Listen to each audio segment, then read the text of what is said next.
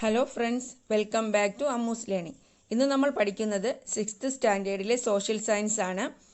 അതിലെ 3rd chapter Kerala, the land, the rain and the people. Keralam, മണ്ണും മഴയും മനുഷ്യരും. ഇതാണ് നമ്മൾ പഠിച്ചുകൊണ്ടിരുന്നത്. ഇതിൻ്റെ ഫസ്റ്റ് പാർട്ട് ഞാൻ ഇട്ടിട്ടുണ്ട്, കാണാത്തവർ അതുകൂടി കാണുക. ഫസ്റ്റ് പാർട്ടിൽ നമ്മൾ എന്തൊക്കെയാണ് പഠിച്ചത്? കേരളത്തിൽ കൃഷിക്ക് വേണ്ട ഫേവറബിൾ കണ്ടീഷൻസ് എന്തൊക്കെയാണ്, അതുപോലെ കേരളത്തിലെ മണ്ണിനങ്ങൾ, പിന്നെന്താ ഫിസിയോഗ്രാഫിക് ഡൈവേഴ്സിറ്റി ഓഫ് കേരള അല്ലേ, എന്താണ് ഭൂപ്രകൃതി അനുസരിച്ച് എങ്ങനെയാണ് ഡിവൈഡ് ചെയ്തത്? Highland, mid land and low land അല്ലേ. ഹൈലാൻഡും മിഡ് ലാൻഡും നമ്മൾ കഴിഞ്ഞ ക്ലാസ്സിൽ പഠിച്ചു. ഹൈലാൻഡ് എന്താണ്? സീ ലെവലിന് എബോ ആയി കാണുന്ന പ്രദേശമാണ് ഹൈലാൻഡ് എന്ന് പറയുന്നത്. അവിടുത്തെ മെയിൻ സോയിൽ ഏതാണ്? ഫോറസ്റ്റ് സോയിലാണ്. അവിടുത്തെ കാലാവസ്ഥ എന്താണ്? തണുത്ത കാലാവസ്ഥയാണ്, മഞ്ഞുള്ള കാലാവസ്ഥ. അതുകൊണ്ട് തന്നെ ഏതൊക്കെ കൃഷിയാണ് ചെയ്യുന്നത്? Cardamom, pepper, ginger, turmeric, coffee and tea. മിഡ്ലാൻഡോ?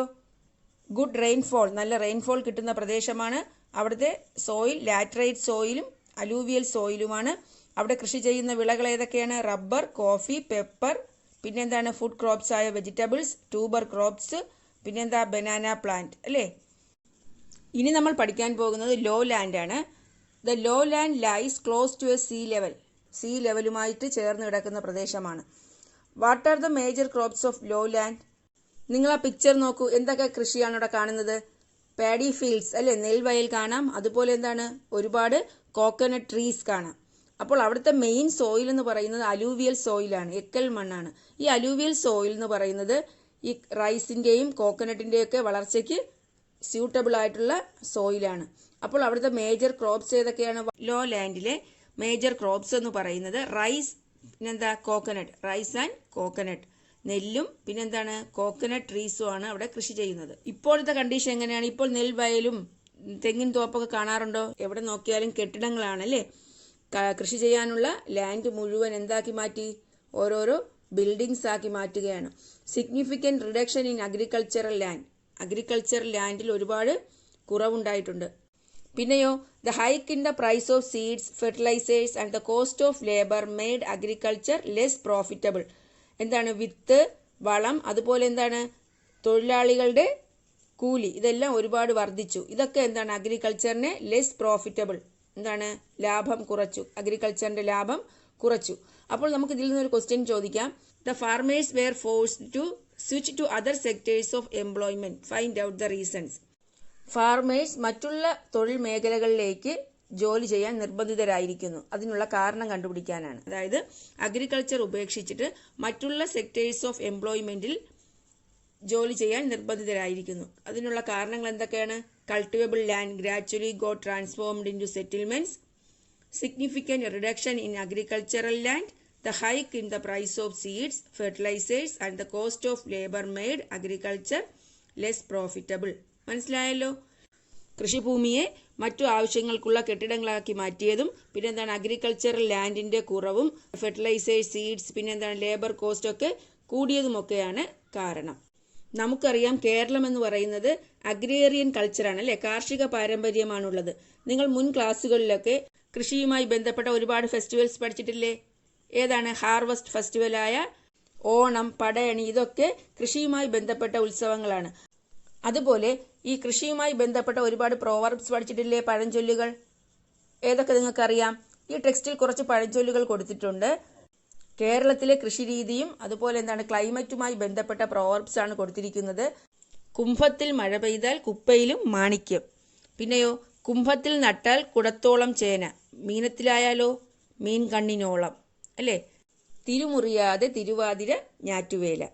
അപ്പോൾ അത് കാലാവസ്ഥയും അതുപോലെ കൃഷിയുമായി ബന്ധപ്പെട്ട പഴഞ്ചൊല്ലുകളാണ്. പ്രോവർബ്സ് എന്ന് പറയുന്നത് എന്താണ്?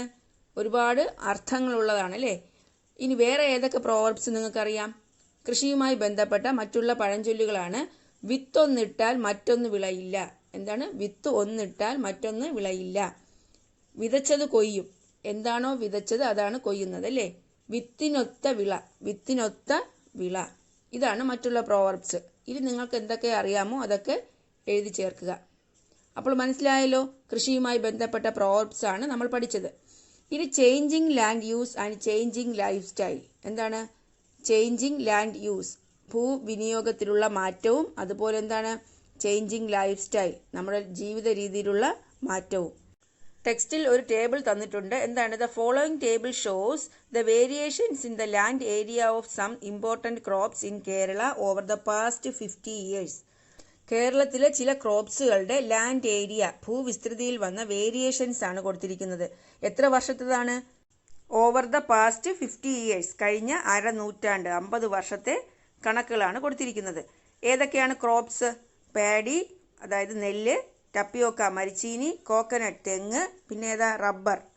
ഇയേഴ്സ് ഏതൊക്കെയാ? 1961 കണക്ക് കൊടുത്തിട്ടുണ്ട്, 1987, പിന്നെ 2011. ഇനി ഏരിയ ഇൻ ലാക്ക് ഹെക്ടേഴ്സ്, ഭൂമിയുടെ ഏരിയ എങ്ങനെയാണ് കൊടുത്തിരിക്കുന്നത്? ലക്ഷം ഹെക്ടറിൽ എങ്ങനെയാണ് എന്നതാണ്. അപ്പോൾ നിങ്ങൾ ഈ ടേബിൾ അനലൈസ് ചെയ്യാൻ മനസ്സിലാക്കിയിരിക്കണം. ഈ ടേബിളിൽ നിന്ന് നമുക്ക് എന്തൊക്കെയാണ് മനസ്സിലായതെന്ന്. നിങ്ങൾ ഒന്നാമത്തെ ക്രോപ്പ് നോക്കൂ, പാഡി. എന്താണ്? 1961 7.5 ലാക്ക് ഹെക്ടേഴ്സ് ആയിരുന്നു. എന്നാൽ 1987 എത്രയായി? 6.04, അല്ലേ? കുറഞ്ഞ് 6.04 ആയി. ഇനി 2011 ആയപ്പോഴോ വീണ്ടും കുറഞ്ഞു, 2.08 ആയി മാറി. അപ്പോൾ നെൽകൃഷി മനസ്സിലായല്ലോ. 1961 7.5 ആയിരുന്നു, അത് കുറഞ്ഞ് എത്രയായി? 2011 ആയപ്പോൾ 2.08 ആയി. ടപ്പിയോക്ക മരിച്ചീനിയോ? 2.37 ആണ് 1961. അതെന്താണ്? 1987 1.72 ആയി. 2011 ആയപ്പോൾ 0.75 ലാക്ക് ഹെക്ടേഴ്സ് ആയി. അതും എങ്ങനെയാണ്? 2011 ആയപ്പോൾ നല്ല കുറവ് വന്നു, അല്ലേ? 1961 2 ആയിരുന്നത് 2011 ആയപ്പോൾ 0.75 ആയി. കോക്കനട്ടോ? 1961 5.05 ആണ്, 1987 കൂടി 7.75 ആയി. 2011 ആയപ്പോൾ 8.21 ആയി. അപ്പോൾ കോക്കനട്ടിൽ വർധനവുണ്ട്, അല്ലേ? 5.05 2011 ആയപ്പോൾ 8.21 ആയി. റബ്ബറോ? 1.33 ആയിരുന്നു 1961. അതെന്താണ്? 3.59 ആയിട്ട് ഇൻക്രീസ് ചെയ്തു. 2011 ആയപ്പോൾ 5.40 ആയി. അപ്പോൾ റബ്ബറിലും എന്താണ്? വർധനവാണ് കാണിക്കുന്നത്. അപ്പോൾ ഇതിനെ ബേസ് ചെയ്ത് കുറച്ച് ക്വസ്റ്റ്യൻസ് ഉണ്ട്, അത് നമുക്ക് ആൻസർ ചെയ്യാം. ഫസ്റ്റ് ക്വസ്റ്റ്യൻ എന്താ? Identify the crops that recorded A reduction in land area. Land ഏരിയയിൽ കുറവ് വന്ന ക്രോപ്സ് ഏതൊക്കെയാണ്? നമ്മൾ നോക്കിയല്ലോ, ഏതൊക്കെയാണ് ലാൻഡ് ഏരിയയിൽ ഒരുപാട് കുറവ് വന്നത്? പാഡി ആൻഡ് ടപ്പിയോക്ക, നെല്ലിലും മരിച്ചീനിയിലുമാണ് ഒരുപാട് ലാൻഡ് ഏരിയയിൽ കുറവ് വന്നത്. നിങ്ങൾ നോക്കൂ, കണ്ടോ? ഇനി അടുത്ത question, identify the crop whose land area decrease the most. എന്താണ്? ലാൻഡ് ഏരിയയിൽ ഒരുപാട് കുറവ് വന്ന ക്രോപ്പ് ഏതാണ്? നിങ്ങൾ നോക്കൂ, അത് തന്നിരിക്കുന്നതിൽ ഏത് ക്രോപ്പാണ് വളരെയധികം ലാൻഡ് ഏരിയ കുറഞ്ഞത്? The land area of paddy cultivation, അല്ലേ? നെൽകൃഷിയിലാണ് ഒരുപാട് കുറവ് വന്നിരിക്കുന്നത്. അപ്പോൾ നമുക്ക് എന്ത് എഴുതാം? പാഡി. പിന്നെയോ അടുത്ത ക്വസ്റ്റ്യൻ എന്താ? Identify the crops whose land area increased. Land area increase ചെയ്ത ക്രോപ്സ് ഏതൊക്കെയാണ്? നമ്മൾ നേരത്തെ ഡിക്രീസ് ചെയ്ത പറഞ്ഞു, ഇനി ഇൻക്രീസ് ചെയ്ത ക്രോപ്സ് ഏതൊക്കെയാണ്? Coconut and rubber. കോക്കനട്ടും റബ്ബറിലുമാണ് വളരെയധികം ഇൻക്രീസ് ഉണ്ടായിരിക്കുന്നത്. അപ്പോൾ ടേബിൾ അനലൈസ് ചെയ്യാൻ പഠിച്ചല്ലോ. ഇനി ഈ ടേബിൾ അനലൈസ് ചെയ്തതിൽ നിന്നും, അതായത് നമ്മൾ പറഞ്ഞ ക്വസ്റ്റ്യൻ്റെ ആൻസറിൽ നിന്നുമൊക്കെ നമുക്ക് എന്ത് കൺക്ലൂഷനിൽ എത്തിച്ചേരാം? What conclusion do you arrive at by analysing the table based on the above questions? നമുക്ക് മനസ്സിലായ കാര്യം, rubber cultivation increased while that of paddy and tapioca decline. Paddy tapioca കൃഷി താഴ്ന്നപ്പോൾ റബ്ബർ കൾട്ടിവേഷനാണ് ഒരുപാട് ഇൻക്രീസ് ആയത്, അല്ലേ? Rubber cultivation increased. അതുപോലെ വേറൊന്ന് മനസ്സിലാക്കാം, people are interested in cash crops than food crops. വേറൊരു കാര്യം കൂടി നമുക്ക് മനസ്സിലായി, ഫാർമേഴ്സിന് ഫുഡ് ക്രോപ്സിനേക്കാളും ക്യാഷ് ക്രോപ്സിനാണ് താല്പര്യം. അതായത് ഇപ്പോൾ കൃഷിയിൽ നിന്നുള്ള ആദായമൊക്കെ വളരെ കുറവാണ്. അവർക്ക് ഒരുപാട് നേരത്തെ പറഞ്ഞതുപോലെ എന്താണ്? ചിലവ് കൂടുതലും ലാഭം കുറവുമാണ്. അതുകൊണ്ട് തന്നെ കൂടുതൽ കാലം വിളവ് കിട്ടുന്ന, റബ്ബറിനെ പോലെ കൂടുതൽ കാലം വിളവ് കിട്ടുന്ന ക്യാഷ് ക്രോപ്സിനോടാണ് കർഷകർക്ക് താല്പര്യം. മനസ്സിലായല്ലോ? അപ്പോൾ എന്ത് പറയാം? Rubber cultivation increased while that of paddy and ടപ്പിയോക്ക declined. People are interested in cultivating cash crops than food crops. നമുക്കറിയാം ഇന്നെന്താണ്? കേരളത്തിലെ ലാൻഡ് യൂസിലൊക്കെ ഒരുപാട് മാറ്റം വന്നു, അല്ലേ? ഒരിടത്തും കുന്നുകളോ കുളങ്ങളോ പാടങ്ങളോ ഒന്നും കാണാനില്ല. ലാൻഡ് യൂസിൽ ഒരുപാട് മാറ്റങ്ങൾ വന്നു. അതിനുള്ള റീസൺസ് എന്താണ്? What are the reasons for the change in land use in our state? എന്തൊക്കെ പറയാം?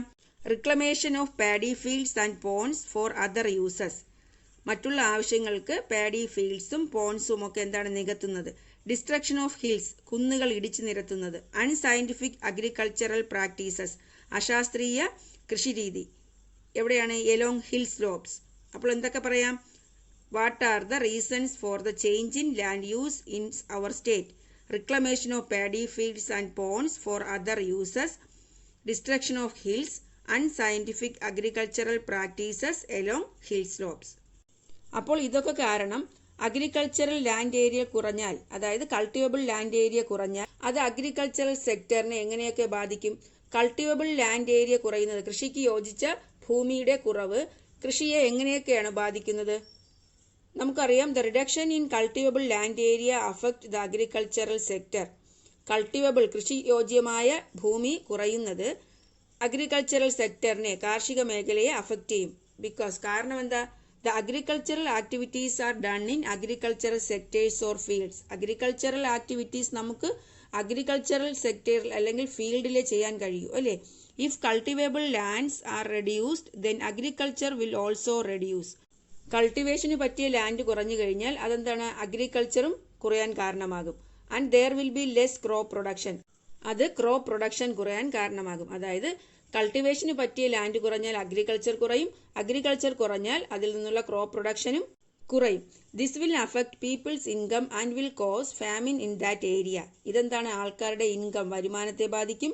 അതെന്താണ്? ക്ഷാമത്തിന് കാരണമാകും, ആ ഏരിയയിലെ ക്ഷാമത്തിന് കാരണമാകും. അപ്പോൾ എന്തൊക്കെ പറയാം? The reduction in cultivable land area affect the agricultural sector because the agricultural activities are done in agricultural sectors or fields. If cultivable lands are reduced, then agriculture will also reduce and there will be less crop production. This will affect people's income and will cause famine in that area. അതുപോലെ എന്താണ്? The irrigation facilities become less and it will reduce agricultural productivity. Irrigation facilities ഒക്കെ കുറയും അല്ലേ? എന്താണ്? ജലസേചന പദ്ധതികളൊക്കെ കുറഞ്ഞിട്ട് അത് അഗ്രികൾച്ചറൽ ആക്ടിവിറ്റിയെ ബാധിക്കും. അതായത് നിലവും കുളവും ഒക്കെ നമ്മൾ മണ്ണിട്ട് നികത്തി കഴിഞ്ഞാൽ അവിടെ ജലസേചന പദ്ധതികളൊന്നും കാണില്ല. കൃഷിക്ക് ആവശ്യമായ ഇറിഗേഷൻ ഫെസിലിറ്റീസ് കുറയുന്നത് അത് കൃഷിയെ ബാധിക്കും. അതുപോലെ അൺഎംപ്ലോയ്മെന്റ് ഇൻ അഗ്രികൾച്ചറൽ സെക്ടർ, തൊഴിലില്ലായ്മ, കാർഷിക മേഖലയിൽ അൺഎംപ്ലോയ്മെന്റ് ഉണ്ടാക്കും. അൺഎംപ്ലോയ്മെന്റ് എന്താണ്? തൊഴിലില്ലായ്മ. പിന്നെ the farmers were forced to give up agriculture and switch to other sectors of employment. Farmers കൃഷി ഉപേക്ഷിക്കാൻ നിർബന്ധിതരാകും. അതുപോലെ എന്താണ്? മറ്റുള്ള തൊഴിൽ മേഖലകളിലേക്ക് അവർ തിരിയാൻ കാരണമാകും. അപ്പോൾ എങ്ങനെയൊക്കെയാണ് കൾട്ടിവബിൾ ലാൻഡിന്റെ കുറവ് കൃഷിയെ ബാധിക്കുന്നതെന്ന് മനസ്സിലായല്ലോ. ഒന്നും കൂടി പറയാം. The reduction in cultivable land area affect the agricultural sector because the agricultural activities are done in agricultural sectors or fields. If cultivable lands are reduced, then agriculture will also reduce and there will be less crop production. This will affect people's income and will cause famine in that area. The irrigation facilities become less and it will reduce agricultural productivity. Unemployment in agricultural sector. The farmers were forced to give up agriculture and switch to other sectors of employment. മനസ്സിലായെന്ന് വിചാരിക്കുന്നു. ഇനി നമുക്ക് changing life സ്റ്റൈലാണ് പഠിക്കേണ്ടത് അല്ലേ? ജീവിത രീതിയിൽ വന്ന മാറ്റം. ഇപ്പോൾ നമ്മൾ ചേഞ്ചിങ് ലാൻഡ് യൂസ് പഠിച്ചു കഴിഞ്ഞു, അതിനുള്ള കാരണങ്ങളൊക്കെ പറഞ്ഞു. ഇനി ചേഞ്ചിങ് ലൈഫ് സ്റ്റൈലാണ്. Changes in lifestyle are said to be the chief cause of many new generation diseases such as hypertension, heart disease, diabetes et cetera. എന്താണ്? നമ്മുടെ ലൈഫ് സ്റ്റൈലിൽ വന്ന മാറ്റമാണ് ഇന്നത്തെ ന്യൂ ജനറേഷൻ ഡിസീസിനൊക്കെ കാരണം. ഏതൊക്കെയാണ്? ഹൈപ്പർ ടെൻഷൻ എന്താ? രക്തസമ്മർദ്ദം, നമ്മൾ BP എന്ന് പറയാറില്ലേ, ബ്ലഡ് പ്രഷർ. അതുപോലെ ഹാർട്ട് ഡിസീസ്, ഡയബറ്റീസ്, പ്രമേഹം, ഷുഗർ എന്ന് പറയുന്ന അസുഖം. പിന്നെ എന്താ? These are collectively known as lifestyle diseases. ഇതിനെയാണ് നമ്മൾ ലൈഫ് സ്റ്റൈൽ ഡിസീസ് എന്ന് പറയുന്നത്.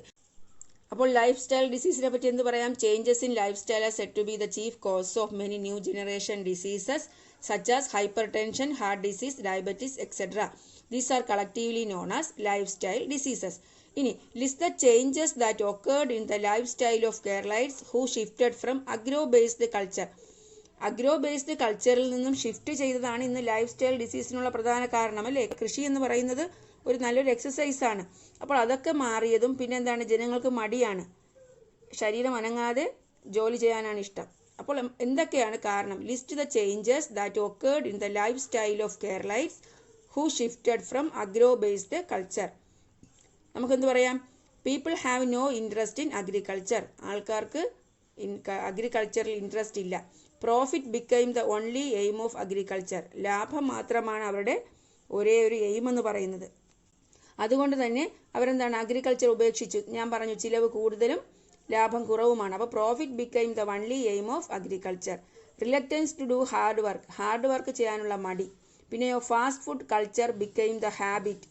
ഫാസ്റ്റ് ഫുഡ് കൾച്ചർ ആണല്ലേ, അതൊക്കെ എന്താക്കി മാറ്റി, അവരുടെ ലൈഫ് സ്റ്റൈലിൽ മാറ്റമുണ്ടാക്കി. അങ്ങനെ ലൈഫ് സ്റ്റൈൽ ഡിസീസൊക്കെ ഒരുപാട് വരാൻ തുടങ്ങി.